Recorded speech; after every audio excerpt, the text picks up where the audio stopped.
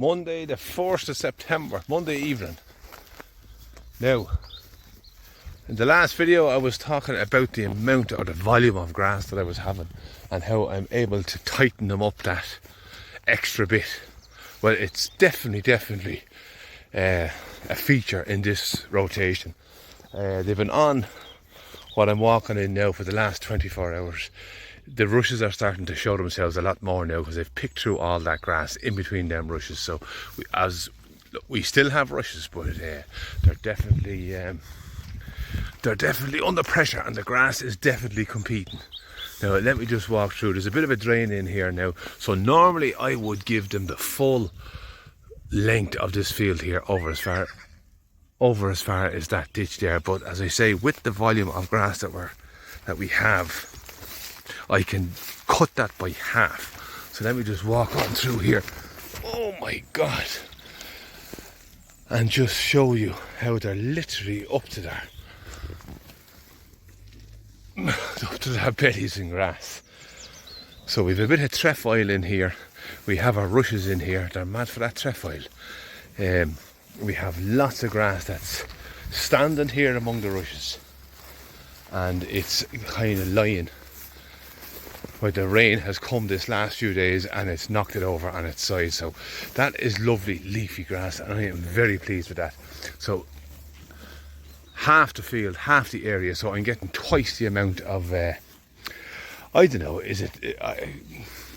people will give out to me for saying this, but I've been at this now for the last 5 years on this bit of ground, and I do believe that this year has been the best year for grass so far on this farm. I have oceans of grass, and I also believe that the cattle are in far better condition too. Numbers wise, there's 8 cows, 8 calves, 5 heifers and a bull. What's that? 8 and 8 is 16, and 5 is 21, and the bull is 22. So there's 22 animals in here, and then we have a foal, a mare, a gelding, a donkey, and a little Shetland as well. So I'm definitely up there on numbers wise, and I suppose I have the frame reduced. My biggest cow now is actually a belted Galloway, Beltimore. Well, that's not true actually. The biggest cow is Boss Cow. Where is she? And she's not mad big, but she is the biggest cow, and right behind her then is Beltimore. So I definitely have reduced my frame size, and I'm definitely starting to notice the extra grass or the easier fed animal and the more carrying capacity. So I'm very excited about that. Yeah, it's Monday evening. I'm only after moving them now. I'm kind of busy during the day, so I come down in the morning, I look at them, and I do my moves in the evening. It's just the way it's been this last while. So I'll probably do the same again tomorrow night, and then tomorrow night I'll leave them into this little area here, and I have the ponies actually 2 days behind. So the cattle were in here and the ponies are here, so I'll move the ponies maybe in here tomorrow, and I'll open up this full area. Now there's no way of getting drink to them there, but there's a bit of a drain here, and we have lots of showers, so I'll allow them access to that drain as I'm going up. But I'm very pleased with the grass we have. Very pleased. I'm also pleased to get it off now that it's lying over, and I'm now into growing stockpile grass for the winter time. So yeah, that is the situation. This lady had no calf this year, so she had a rest. It was the first calf heifer last year, and she reared 2 calves for me. But the condition she's after putting on this year is serious. So I'm very happy with her. Yeah, very little activity when it comes to bulling. So I know that this lady is due soon enough. If she didn't hold the last time, or if he didn't get her the last time. No sign of Beltimore coming. I did think she was going to cycle yesterday. The bull was following her up, but in the evening time you tend to see more kind of activity. They kind of get excited around this time of the evening, and you can notice a cow coming into season better in the evening time, I have found in my years at this crack. But No, unless she was silent and she was bold unknowns to me. This lady has yet to be bold. She still has a young calf, and then big little red. So they are the only two that's left, and blue, of course. The rest are in calf. Fingers crossed.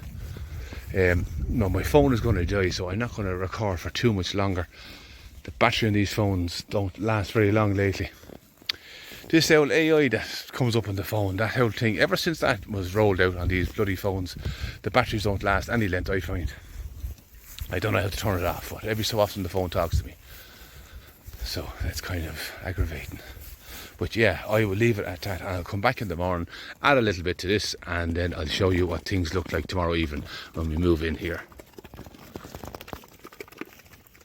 There's a cow that has kind of had loose manure, but it's not mad loose. Let's have a look at it.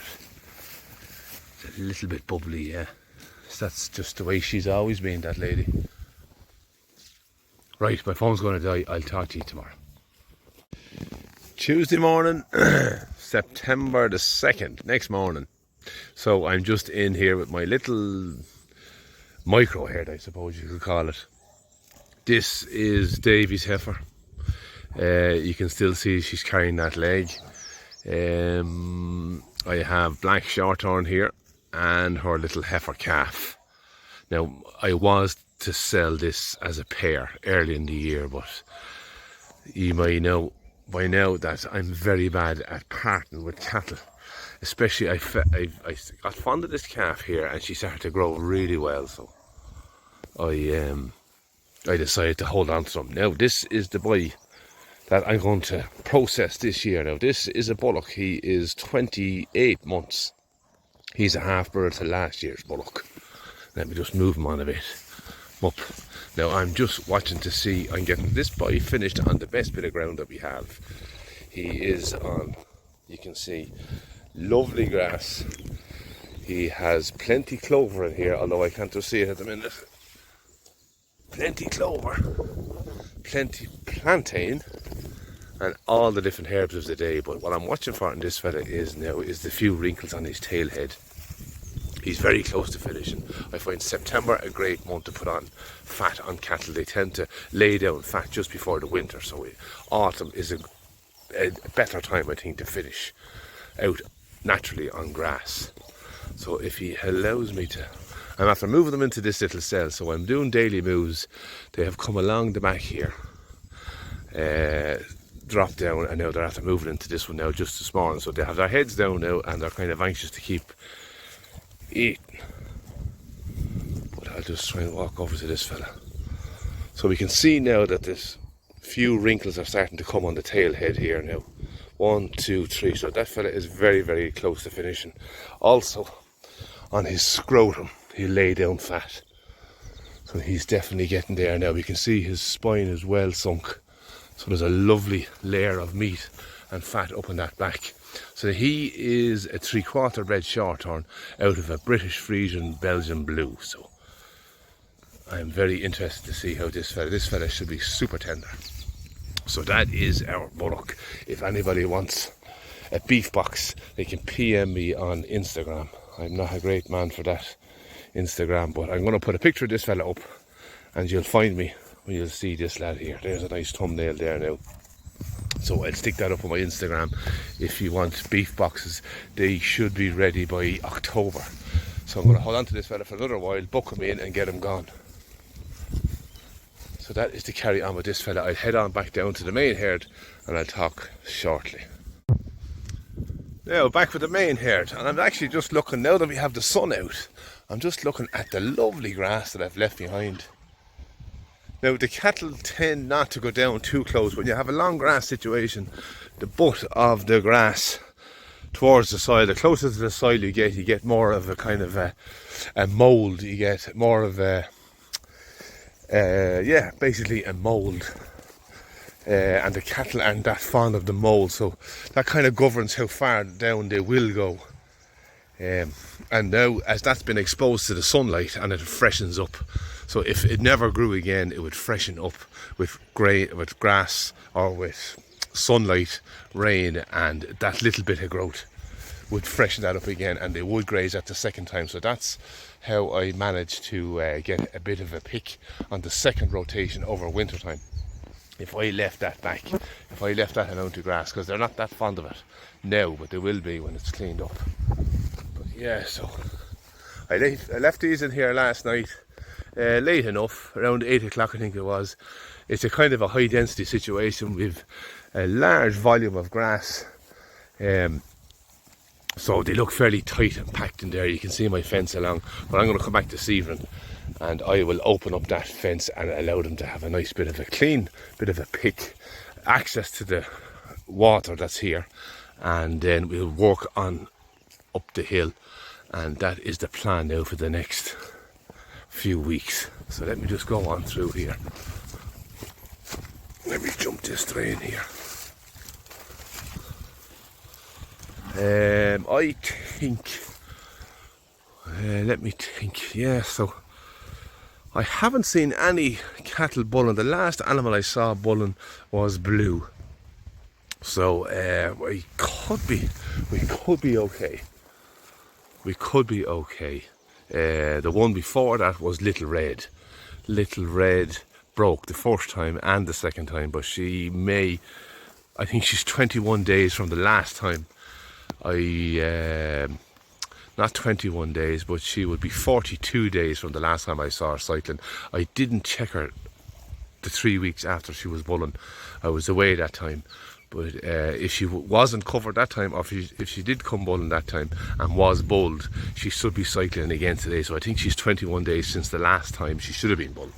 So she looks fairly settled, and the bull is not one bit interested in her. So I'm kind of happy about that. So the only ones I'm watching for now is Beltymore, Big Little Red, and the Blue Lady. Isn't that right, Mac? Good man yourself. Right, well, I'll probably come back a little bit sooner this evening because they have that fairly trampled and ate. Yeah, so it'll do them till the afternoon, and then maybe around 6 o'clock then I'll lift them in here.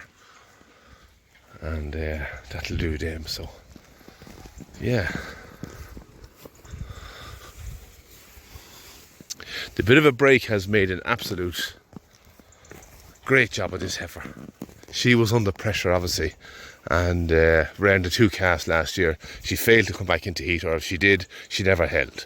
But look at this, she loves the ropes. Look at the tail up. But there's a lovely layer of fat on her now, so I am very fond of this lady. She's a purebred short-horn out of, this is her mother here, Red Clare. And she's a half-sister then to the Ruby heifer. Where's the Ruby heifer? The Ruby heifer is here. So she's a 50-50 hybrid, this lady. Belted Galloway and purebred short-horn. So, yeah, that is the story. The sun is back out again. We had a lot of rain the last few days. It's been windy and kind of cloudish. But today is a good day. Right, we're not going to hang around here too long. Oh yeah, this lady I'm not too sure about either. I never saw her bulling, but she may have been. I saw her slimy actually about 5 weeks ago, a month ago. And she seems fairly happy. Right, that's long enough. We'll chat soon. I'm going to put I'm tongue-tied lately. I've noticed that. So on the 2nd of September, I'll post this today and we'll keep you up to date with that bullock. I was debating on selling them into the mart with the prices or making them into beef boxes. If I get interest, I will process them. If I don't, I'll throw them into the mart. So you can let me know on Instagram. You can PM me there. I have a lot of family that want them, but there will be extra few boxes that I will have to sell on, so you can let me know if you want. Prices are a bit dearer this year now. Cattle are dearer, so the expensive end of it is gone up as well. Butchers and transport and processing and everything. So yeah, let me know what you think, and we'll talk very soon. So on that note, I will say good luck and goodbye.